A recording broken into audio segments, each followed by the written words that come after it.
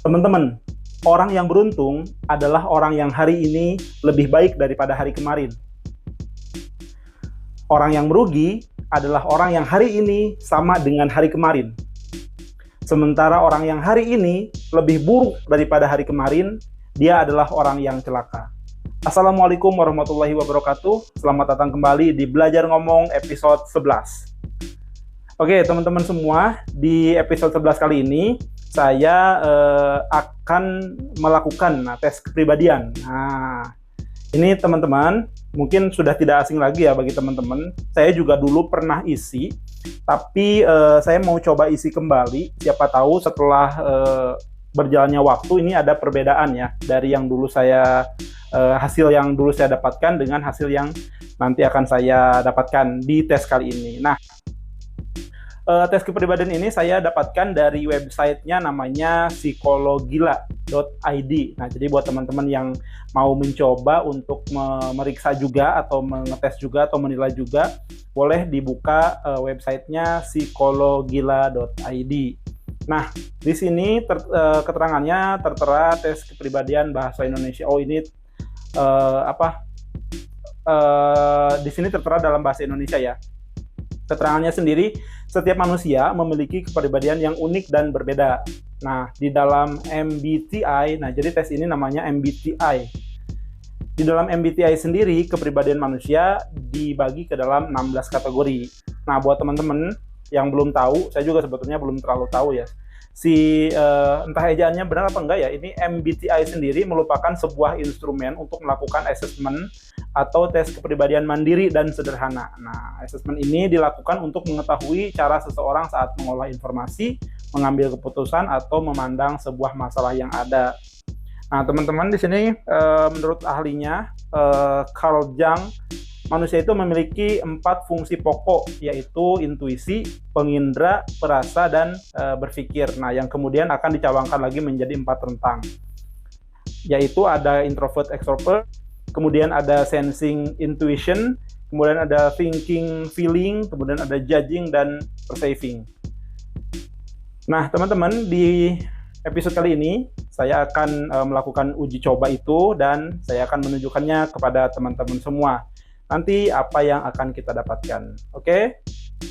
Kita buka saja. Nanti yang didapatkan itu ada 16 kategorinya kurang lebih seperti ini ya, dari ESTP sama dengan ISFJ. Nanti apa yang akan saya dapatkan. Oke, terus ini disclaimer-nya ya, apakah tes kepribadian ini akurat?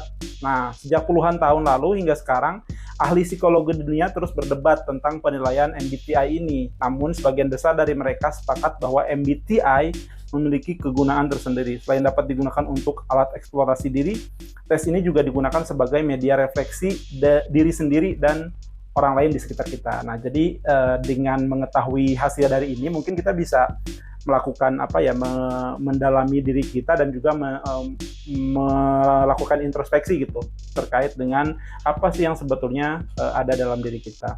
Oke, langsung saja. Ini ada ini kita inikan saja ya. Ini kepribadiannya secara gratis. Oke, ini gratis memang. Kita mulai aja teman-teman. Kita mulai tesnya. Kita klik. Oke, masuk ke sini. Ini ada pertanyaan-pertanyaan yang harus diisi. Tes 16 kepribadian. Pertanyaan di bawah ini terdiri dari 50 soal. Jawab dengan jujur dan cepat agar hasilnya akurat. Oke. Nomor 1.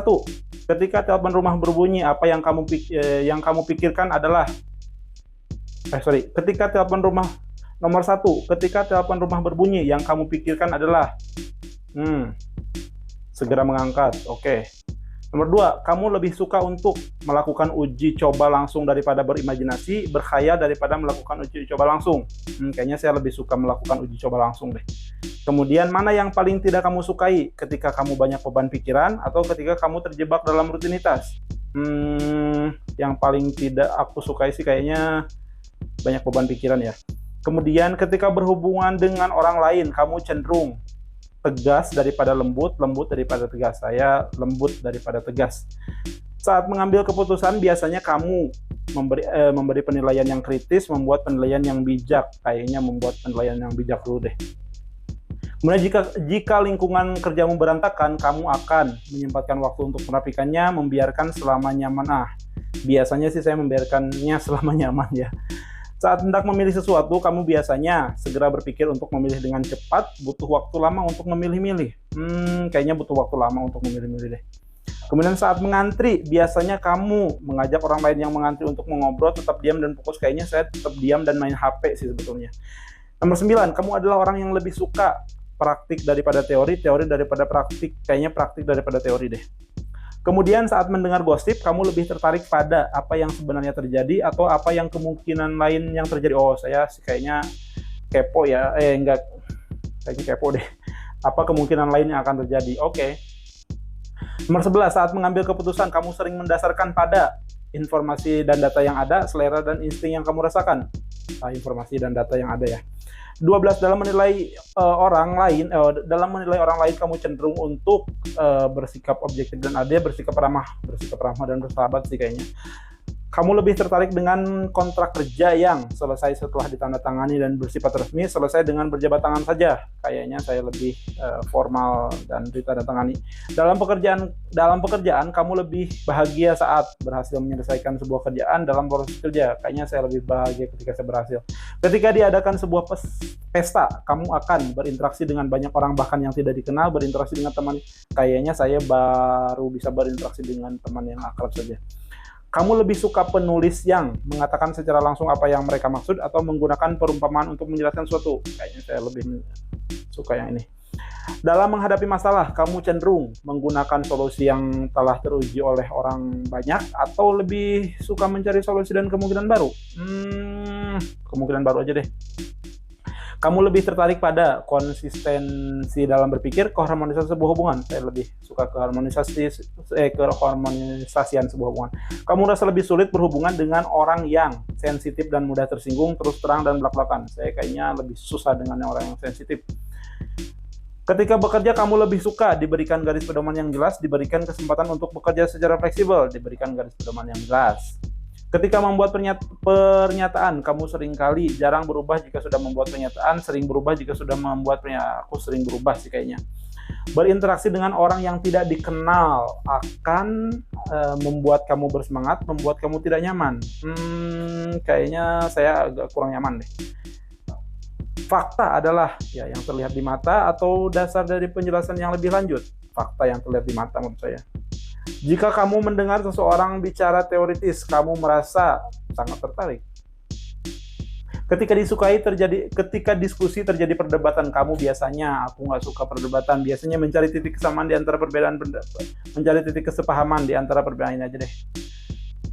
Menurut pandangan orang lain, kamu adalah sosok yang katanya si ramah, ini aja pengasih. Saat kamu menerima tugas, kamu akan segera mengerjakan, menunggu dekat batas waktu baru dikerjakan. Kayaknya saya segera mengerjakan. Kamu lebih nyaman ketika sesuatu telah diputuskan atau belum ada keputusan. Kayaknya ketika telah diputuskan. Saat bicara dengan orang lain, kamu biasanya mengungkapkan secara spontan apa yang ada di pikiran, mendengarkan terlebih dahulu. Nah, saya lebih suka mendengarkan terlebih dahulu. 30. Pendapat mayoritas atau masyarakat umum seringkali terpercaya dan dapat jadi pegangan, dapat diragukan dan dapat dipertanyakan kembali, dapat diragukan. Kamu lebih maksimal ketika bekerja sebagai pelaksana atau eksekutor, penggagas ide atau kayaknya sih saya lebih suka pelaksana atau eksekutor aja deh. Ketika kamu memimpin sebuah tim kepada rekan kerja, kamu biasanya pemaaf dan toleran lah, tentu saja. Kamu lebih sering terlihat sebagai orang yang berpikiran tenang dan bersikap dingin, atau orang yang berhati lembut dan sangat perasa. Kayaknya hatinya lembut deh. 34. Dalam mencapai tujuan, kamu biasanya mengorganisir dan merancang strategi ke depan, yakin solusi akan muncul. Saya kayaknya ini. Pada banyak kegiatan, kamu seringkali datang tepat waktu dan kadang lebih awal. Oke, ini pasti saya. Kamu menganggap diri kamu sebagai sosok yang mudah bergaul atau supel, sering butuh waktu untuk menyendiri. Kamu merupakan orang yang suka praktik secara langsung, suka berimajinasi dan membangun teori. Dua-duanya suka sih, tapi lebih suka ini deh. Kamu sering berbicara dalam konteks yang khusus, terperinci dan teliti, umum secara gambaran besar, umum secara gambaran besar. Kamu lebih sering dianggap sebagai orang yang senang bersaing atau kompetitif, senang memberi dukungan atau suportif sih saya kayaknya. Kamu lebih sering dikendalikan oleh pikiran, perasaan, tentu saja perasaan. Ketika kamu selesai mengerjakan sebuah tugas, kamu biasanya mengecek kembali, mencari kesalahan dan merevisinya, langsung berpindah ke tugas lainnya, mengecek kembali biasanya. Kamu lebih suka bekerja dengan batas waktu atau deadline atau sewaktu-waktu. Kamu merupakan seorang yang suka berbicara, tidak terlalu suka berbicara. Ya, suka berbicara dong, makanya ada belajar ngomong. Ketika mendengarkan orang bicara, kamu biasanya fokus untuk mengamati apa yang dikatakan secara gamblang atau tersurat, mencari tahu maksud tersembunyi atau tersirat. Kayaknya mengamati secara apa yang tersurat deh. Saat memikirkan suatu hal, kamu cenderung fokus untuk apa yang dapat diamati oleh mata, apa yang dapat diimajinasikan, apa yang dapat oleh mata. Kamu lebih tidak suka menjadi orang yang lembek atau lemah, keras kepala. Lebih tidak suka ya, berarti saya lebih tidak suka keras kepala sih. Saat kamu dikomentari atau dikritik orang, biasanya kamu terlalu cuek, terlalu sensitif. Aku kayaknya terlalu sensitif deh. Dalam berbuat sesuatu, kamu biasanya cenderung lebih berhati-hati, sering ceroboh. Kamu merupakan tipe orang yang bergegas saat mengerjakan sesuatu, santai dalam mengerjakan sesuatu. Kayaknya saya lebih suka bergegas mengerjakan sesuatu. Dalam bekerja, kamu cenderung lebih sering bersosialisasi dengan rekan kerja, fokus mengerjakan pekerjaan sendiri. Saya kayaknya lebih suka bersosialisasi deh sebetulnya. Oke teman-teman, 50 pertanyaan sudah kita jawab. Sekarang kita coba submit. Oh, ternyata yang saya dapatkan ada INFJ, si penasihat. Apa itu? Oke teman-teman, dari hasil yang saya kerjakan tadi, ternyata saya tergolong orang yang introvert, kemudian intuisi, kemudian feeling, dan juga judging. Oke, apakah itu? Nah, kamu adalah seorang yang pendiam, namun penuh dengan jutaan kata bijak. Bisa jadi seperti yang di video awal tadi kali ya. Cukup visioner dan mampu menciptakan keharmonisan. Oke. Oke, kita baca karakteristiknya ya. Ini kalau berdasarkan apa yang saya kerjakan tadi, kalau misalkan itu betul, saya adalah INFJ. Pertama, karakteristik saya adalah mereka adalah introvert alami. Orang dengan tipe kepribadian ini mampu membentuk hubungan yang kuat dan bermakna dengan orang lain. Mereka menikmati membantu orang lain, tetapi mereka juga membutuhkan waktu untuk menyendiri. Ini saya banget nih, untuk mengisi ulang tenaga. Dengan rasa intuisi dan pemahaman emosional yang kuat, INFJ dapat berbicara dengan lembut dan empati, namun bukan berarti mereka adalah sosok yang penurut. Mereka memiliki prinsip yang kuat dan kemampuan untuk bertindak tegas untuk mencapai apa yang mereka mau. Amin. Mereka mencoba memahami dunia pada sisi baik dan sisi buruk untuk menciptakan kondisi yang lebih baik. Kayaknya saya cenderung setuju sama ini. Kemudian ketika membuat keputusan, mereka lebih menekankan pada masalah pribadi daripada fakta objektif yang ada. Kayaknya ini kurang baik deh. Mereka juga suka melakukan kontrol dengan perencanaan. Oke. Pengorganisasian dan pengambilan keputusan sedini mungkin. Waduh, ini positif negatif sih. Kemudian kelebihannya. Nah, kelebihan orang-orang yang memiliki INFJ itu satu adalah orang yang idealismenya cukup kuat, berfokus kepada masa depan, peka terhadap perasaan orang lain, kreatif dan artistik, suka dengan hubungan yang mendalam, tidak terlalu banyak bicara. Apakah saya tidak terlalu banyak bicara, teman-teman? Dan sering merenungi makna hidup. Nah, kalau ini sih kayaknya saya sering merenungi makna hidup. Kemudian kelemahannya sendiri orang dengan INFJ adalah satu, sering terlalu berekspektasi tinggi terhadap sesuatu. Terkadang bisa menjadi sangat-sangat sensitif, sulit untuk dikenal atau terlalu menutup diri, dan juga tidak suka konfrontasi tetapi keras kepala. Wow, iya, ini kelemahannya nih. Kemudian partner yang tepat untuk INFJ adalah ESTP dan juga ESFP. Ini pasti ada E-nya, berarti extrovert nih. Kemudian pekerjaan yang ideal untuk INFJ adalah pekerja sosial, desainer atau seniman, artis atau aktor, penulis, musisi, guru atau pengajar, psikolog, penasihat profesional, fotografer. Kayaknya saya di sini, guru atau pengajar nih. Ini tokoh-tokohnya. Oke, teman-teman semua, ternyata dari hasil yang saya dapatkan, saya adalah tergolong orang yang INFJ, orang yang introvert. Benarkah demikian? Oke, sekali lagi kembali ke disclaimer-nya, ini belum tentu benar, tapi ini bisa menjadi bahan untuk kita merenung, bahan untuk kita mengevaluasi diri, dan juga bahan untuk kita introspeksi. Teman-teman, terima kasih sudah menyaksikan video kali ini. Teman-teman, sekali lagi kalau mau coba uji ini, teman-teman boleh buka websitenya psikologila.id. Saya tidak di-endorse, tapi saya berterima kasih kepada psikologila.id karena ini mudah diisi, bahasa Indonesia, dan juga gratis. Terima kasih, sampai jumpa di video-video berikutnya. Dadah!